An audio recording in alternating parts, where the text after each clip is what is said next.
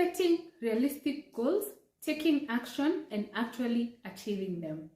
Those are very important things to get you to the next level. In today's episode, we're going to talk about setting your realistic goals, taking action to ensure you achieve them. And this is where we talk about finance, personal development. If this is your kind of content, kindly consider subscribing and hit the notification bell so that you're notified every time we upload a new video. If you're returning, thank you so much for always coming back to watch our videos.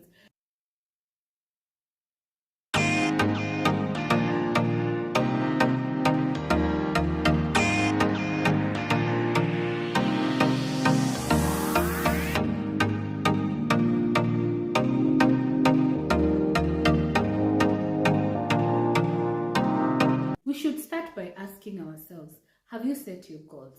Comment down below with your answer. And if you have you given them realistic timelines? If you have set your goals, are they SMART? That is, specific, measurable, achievable, realistic, and time-bound? Comment down below whether you have just set with no timelines. If you have now set your goals, we now head to the next step. What is your strategy, or what is your plan to achieve your goals?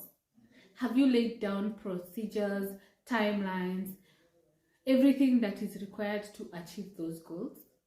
Comment down below if you have. The first thing you need to do as you review your goals, if you have already set them, or you set your goals if you are setting them now, is define your vision. What do you want to achieve this year, in 5 years, and maybe in over 20 years? That is short, medium, and long-term goals. Comment down below if you have a vision for your future. For instance, if you love cars, do you even have a dream car? Comment down below with your dream car. I'd love to know. If you have a dream house, comment down below with how you would want it to turn out. If you have a dream investment, what is it? Comment down below. Maybe you want to own a ship. You can have such a big dream. It's doable. People have bought ships. Ensure you clarify your goals and the expected outcome. If it is a dream house, ensure you lay out your dream house. Find details. If you want a maisonette, if you want a bungalow, if you want 3 floors, if you want a story, whatever kind of house that you want, have it somewhere written down. Comment down below if you have highlighted specific goals for long, short, and medium-term goals. The next thing is break it down. Ensure you know what you will do within a year, within 5 years, and over 20 years. If you want maybe to buy a house in 20 years, you need to have a plan of how you will get there. You can't say, I want a house in 20 years, and you're not starting the plan today. Maybe you start a business which you intend to grow to be able to hit that budget.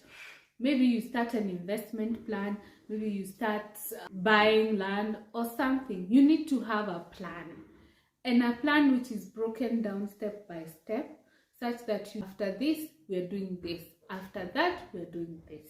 And review quarterly, the bare minimum. Monthly could be too much, but on a quarterly basis, just check how far you are with your goals. The next thing is make SMART goals. They should be specific, exact, to the fine details. If you want a bungalow, you want a bungalow. If you want a maisonette, you want a maisonette. It's not, I want a house. Specifically, how many bedrooms, you want an open kitchen, you want an island in your kitchen, all those things. Number 2, they should be measurable. Is it something you can achieve over time? What period of time? Then they should be achievable. On this one, I would say it's okay to have achievable goals, but it's also okay to be ambitious and push yourself to achieve more than what currently you can say you can achieve. Then they should be realistic. Don't live in the world of fantasy. You want a castle, you want this, and you actually need maybe like a 5-bedroom house. That time you're fantasizing. Yes, maybe you can even afford it, but you want an over 10-bedroom house which you will not be using. That is what we called in our previous video wastage, because you're not going to be using part of that space. You'd rather even spend that money investing somewhere else. And then the last one is time bound. You have to set the specific time within which to achieve your goals, so that if you're lagging behind, you figure out how to push yourself to ensure you achieve your goals within the specified time, or maybe a little bit later. The next thing is prioritize. Don't have all the goals at the same time. Just rank them. You can write everything down. Then you say, I want number 1, 2, 3, 4, 5, following each other. Not that I want 10 things, but you don't know if you get money right now what you will buy. By the way, I had that issue recently. I needed to plan specific things that I need for myself, and I realized, yes, I have a list, but I have not broken it down to nitty-gritties. I'm also working on that. Maybe if you have your goals laid, but they have not been highlighted as to the level of priority, you can look at that. For me, the issue was slightly different. The priorities are there, but the finances are not there. So I have to make adjustments or to see what period I need to save for specific targets. It's not like they are all over the place. Yes, they have specific timelines, but the problem is I had not figured out the cost aspect. So perhaps maybe you also have the same issue. You can look into it and see, yes, I have these goals to achieve this year, but I don't have this money. So I need to know these goals I will substitute like this. For instance, if my goal is for 2,000, one of it, and there's another one for 100,000, and I get 2,000. No, I get maybe 20,000. You see, 20,000 cannot fulfill the 100,000, and it is at the top. You can bring the 2,000, you buy, and then you put aside the 18,000 to start now saving for the 100,000.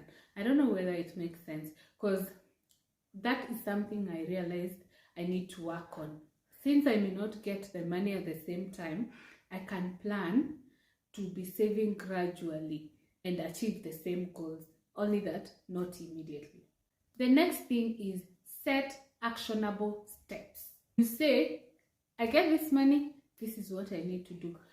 I get this thing I want to do, this is what I want to achieve. This means all your goals. It does not specifically mean financial goals. It means even on your social life and your time, especially like time management. You also need to plan step by step to ensure you try and maximize your time as much as possible. The next thing is create a timeline. Of course, when we said set SMART goals, we said they should be time bound. So put your goals down, ensure each goal has the date when it has to be achieved. Whatever you have to do, you have to do it. But ensure your goals have timelines. Timeline provides accountability and helps you track. You see, when you're doing your quarterly review or your half-year or annual review, you will be able to tell this was supposed to be achieved by this date, but I did not achieve. Why? And now you see what you can do to catch up. The next thing is stay flexible. Sometimes these goals may be specific, very specific to the letter, such that maybe when an alternate or a substitute happens, you overlook it. You say, oh, this is what I set for myself, so I cannot sacrifice.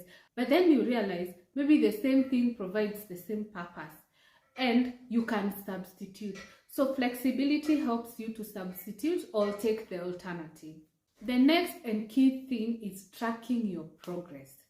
If you have the goals and you're not tracking step by step, how will you even know that you're making progress or you're actually achieving them? That is very important.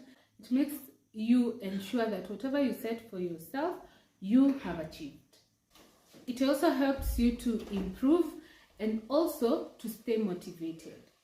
The next thing is stay motivated. When you stay motivated, you have to know that you have set your bar, you are pushing yourself to achieve that. But don't go the way of the end justifies the means. Just focus and push to achieve that goal. The last thing we're going to talk about is stay accountable. First, you need to be accountable to yourself. And second, it would be nice if you have a good person that you can team up with to make accountability partnership. That will really help you in achieving your goals faster, because sometimes you need that extra push. Sometimes we relax and chillax and you say, this quarter I will not review, the next quarter I will not review. But then you realize you can do your review by tracking it yourself.